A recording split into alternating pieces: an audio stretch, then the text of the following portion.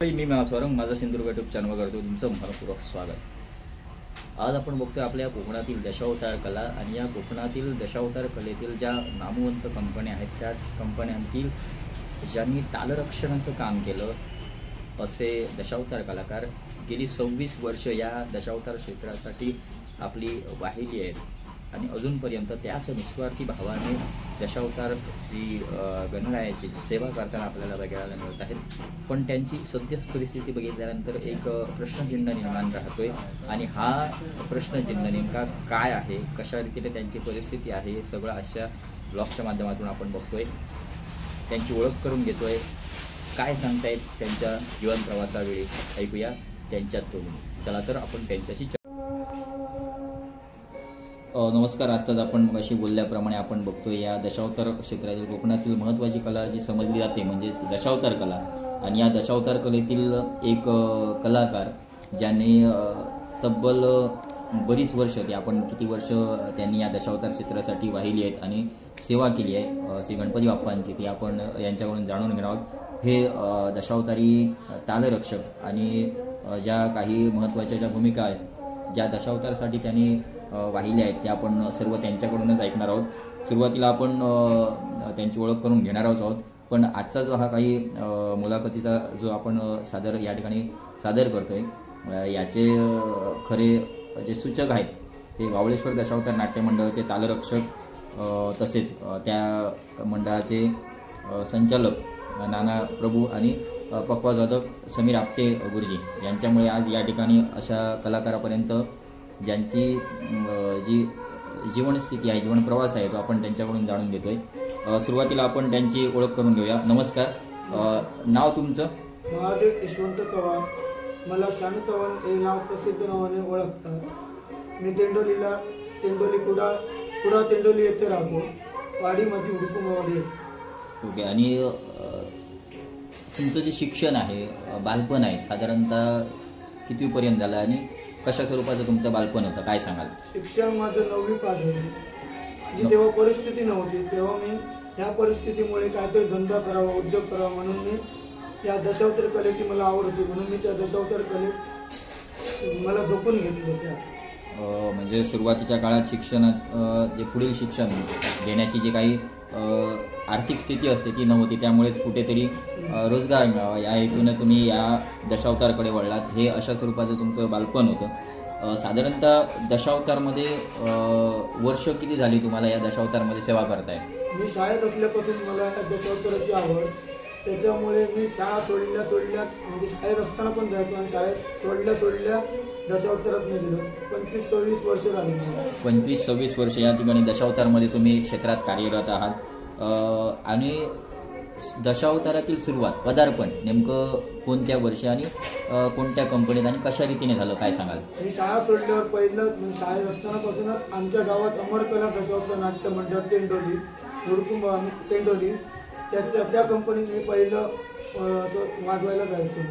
त्याच्यात आवड झाली। त्याच्यानंतर मी जेव्हा आमच्या गवाडीतले गणेश मेस्त्री म्हणून आहेत त्यांनी मला आजगावकरामध्ये पहिलं नेलं। त्याच्यानंतर आमच्या वाडीतले यशवंत काका म्हणजे माझे काका चुलत काका त्यांनी मला चन्वनकर कंपनीमध्ये संधी दिली। ज्यावेळी ते कंपनी चालवायची पहिली त्यावेळी चन्वनकर। त्यानंतर सुरुवातीला तुमच्या काय म्हणजे दशावतारमध्ये काय काय तुमच्या भूमिका होत्या म्हणजे तालरक्षण म्हणजे झान वाजक आणि अन्य? झान वाजवतो त्याच्यानंतर ते ज्या सामान असतं त्यांचं बॅगा जेव्हा गाडी आतमध्ये जात नव्हती तेव्हा लांब पण बॅगा न्यायच्या होत्या त्या डोक्यावरून न्यायच्या सगळं जेवण करायला मदत करायचं सगळं हे करायचं कंपनीने। म्हणजे सुरुवातीच्या काळात जी परिस्थिती होती रस्ते नव्हते त्याच्यानंतर आतमध्ये गेल्यानंतर जेवणाची सोय वगैरे हे सगळं तुम्ही त्यावेळी करण्यासाठी साधारणतः 25-26 वर्षापासून या ठिकाणी करत आहात। चन्वनकर दशावतार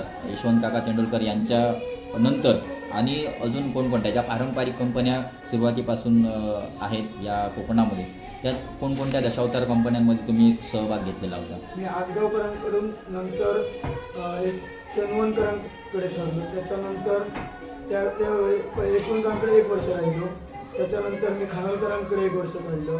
मामा मोचेमळकरांकडे 2 वर्ष काढली। आरोलकर दशावतारांकडे 2 वर्ष। त्याच्यानंतर रामेश्वर दशावतार नाट्य मंडळ हुमरमाळा कांतामाळी आहे मालक, त्यांच्याकडे मी बरेच वर्ष काढले. त्याच्यानंतर तेंडोलकर दशावतार नाट्य मंडळ त्यांच्याकडे 1 वर्ष काढलं. धारा बाळकृष्ण गोरे दशावतार नाट्य मंडळ त्यांच्याकडे 3 वर्ष. ते शरद मोचेमाडकर तेव्हा दशावतार कंपनी चालवायची. त्यावेळी तुम्ही हे केलात. आणि वावळेश्वर दशावतार नाट्य मंडळमध्ये सध्या तुम्ही कार्यरत आहात. या दशावतार नाट्य मंडळमध्ये साधारणतः त्याच्यानंतर मध्येच मी 3 वर्ष परत सुधाकर दळवी म्हणून चालवतात सध्या कंपनी, त्यांच्याकडे 3 वर्ष होतो. त्याच्यानंतर ते सोडलं आणि आता मी आमच्याच कंपनीत तेंडोलीतली कंपनी आहे वावळेश्वर दशावतार नाट्य मंडळ. ह्या याच्यात साधारणतः किती वर्ष तुम्ही काम करत आहात? आता मला 8-9 वर्ष झाली या कंपनीमध्ये तुम्ही काम करत आहात. साधारणतः या कंपनीचा तुमचा अनुभव काय, म्हणजे कशा रीतीने या ठिकाणी कंपनी चालते, कलाकारांचा स्वभाव, त्याच्यानंतर मालकांविषयी साधारणतः काय 1-2 शब्दात सांगाल? या कंपनीत मला आणण्यात जास्त ते नाना प्रभू आणि आमचे कंपनीचे मालक मेघश्याम सर्वेकर यांनी मला खूप सहकार्य केलं. आणि यातील कलाकार पण सगळे चांगले आहेत, एका मताने एका विचाराने राहतात.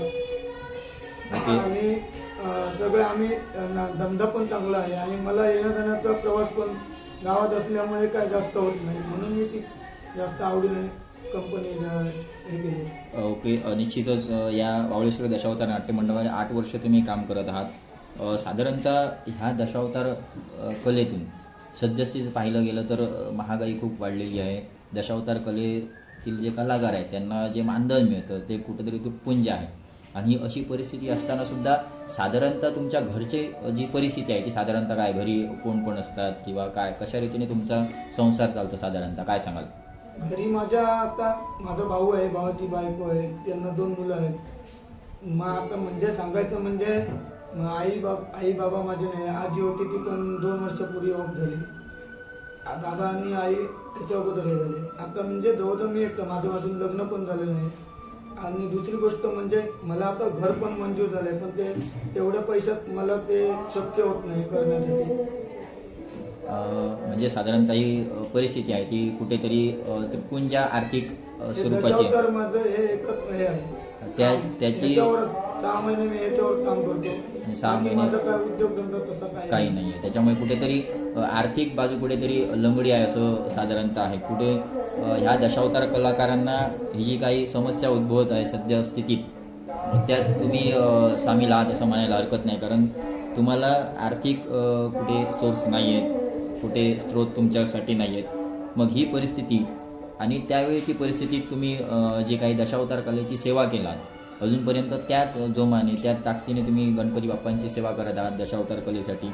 आणि ही परिस्थिती तुमच्या घराकडे असणारी आर्थिक स्थिती ही पाहता कुठेतरी शासनाकडून मदत व्हावी असं तुम्हाला निश्चितच वाटतंय. आणि घर आत्ता कुठेतरी मंजूर झालं आहे असं म्हणताय, पण ते घर बांधण्यासाठी सध्याची महागाई आणि लागणारं साहित्य ह्यात कुठे ताळमेळ बसेल असं तुम्हाला वाटतं का? घालून त्या पैशामध्ये, एवढ्या थोड्या पैशामध्ये हे घर असं बांधून होणार नाही. त्याच्यासाठी आणखी पण आपले पण पैसे हवेत म्हणून त्याच्यामुळे आता ते काय दशावतारच आता हे करून चालणार नाही. बरोबर, म्हणजे त्या ह्याच्यात कुठेतरी कमी बाजू आहेत.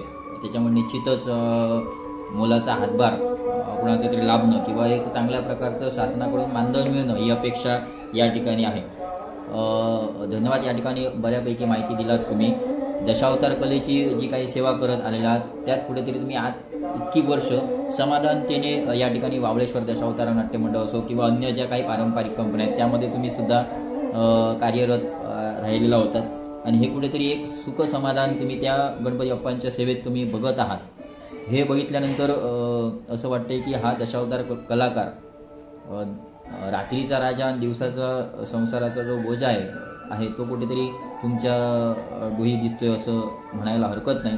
निश्चितच गणपती बाप्पांची कृपा तुमच्यावर व्हावी आणि कुठेतरी आर्थिक मदत जर या व्हिडिओच्या माध्यमातून होत असेल तर निश्चितच व्हावी असं मी आवाहन करतोय माझं सिंधुदुर्ग मीनाथ वारंग यूट्यूब चॅनलच्या माध्यमातून.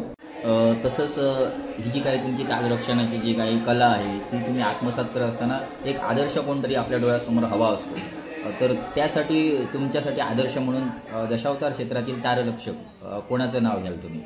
माझ्या आवडीचा तालरक्षक म्हणजे कलेश्वर दशावतार नाट्य मंडळातील राजू कळिंगण.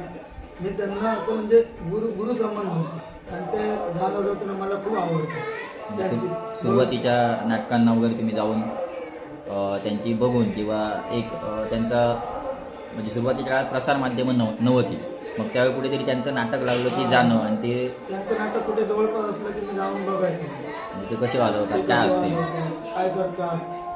अजून आणि त्यांचं गायन पण खूप चांगलं आहे, मला आवडतं. ओके, निश्चित. म्हणजे तुमचा जो आदर्श आहे तो राजू कलिंगण यांच्याकडून तुम्ही घेतलेला आहे. तसंच जी काही सुरुवातीच्या काळात नाईट असायची साधारणतः आणि त्याच्यात तुमचा त्यावेळेचा जो काही दिवसाचा खर्च असेल तो साधारणतः कसा ताळमेळ बसायचा सुरुवातीच्या काळात? मी पहिल्याच टायमाला चंदवणकरांकडे ठरलो, काकण देशवंतांकडे, तेव्हा मी 50 रुपयाला पहिल्याच टायमाला होतो.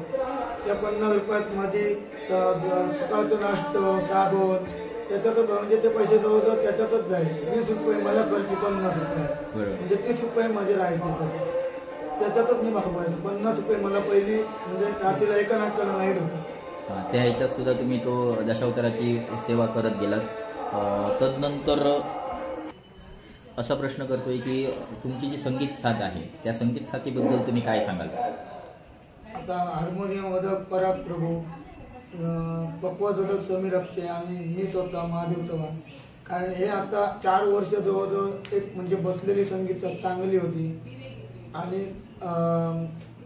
आता म्हणजे कसं ते समीर अप्ते पण त्यांच्याबरोबर वाजवताना मला खूप चांगलं वाटायचं पक्वाद बरोबर. गेले कित्येक दिवस समीर अप्ते आणि नाना प्रभू म्हणजे माझ्या एकसारखे पाठी लागायचे, मुलाखत घेऊया वारंना सांगून.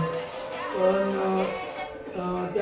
त्याने मग एक दिवस भेटला आणि त्याने मग सांगितलं मुलाखत घेऊया.